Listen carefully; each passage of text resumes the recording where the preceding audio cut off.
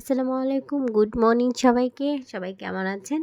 আলহামদুলিল্লাহ, আমরা তো সবাই ভালো আছি।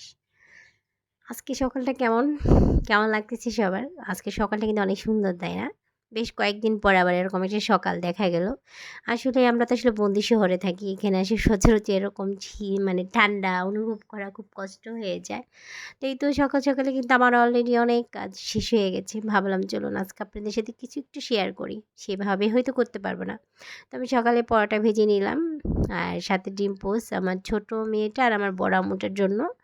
আর আমি আমার জন্য করব হলো একটু লুডুস, মানে স্যুপ লুডুস। সরি, আমার একটু ঠান্ডা লেগে গেছে অনেক।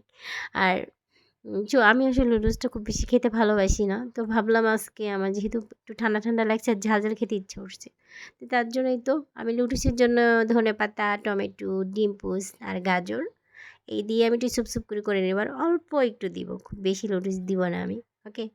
আর এইদিকে আমি চা বসিয়ে দিয়েছি, চার মধ্যে আমি একটু লবণ দিয়ে দিব, যেহেতু ঠান্ডা লেগেছে একটু ভালো লাগবে খেলে পরে।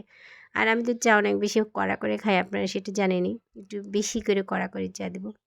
তো লুডুস খেতে তো কম বেশি সবাই ভালোবাসে, তাই না? সকালবেলা আজকে আমার বরটাকেও, মানে আমার কর্তাকেও আমি কিন্তু সকালে লুডুস করে দিয়েছি অফিসে যাওয়ার আগে। আর সকালবেলা তো আমার অলরেডি রান্না কমপ্লিট হয়ে গেছে। এই তো আমার লুডুসটাও কমপ্লিট।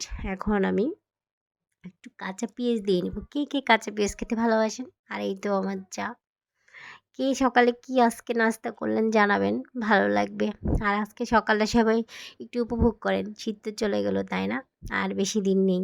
দেখেন ঢাকা শহরে তো শীত আমরা সচরাচর পাই না। ভাগ্যক্রমে হঠাৎ করে একটু একটু পাই, আবার চলে যায়। তো ঠিক আছে, সবাই ভালো থাকেন।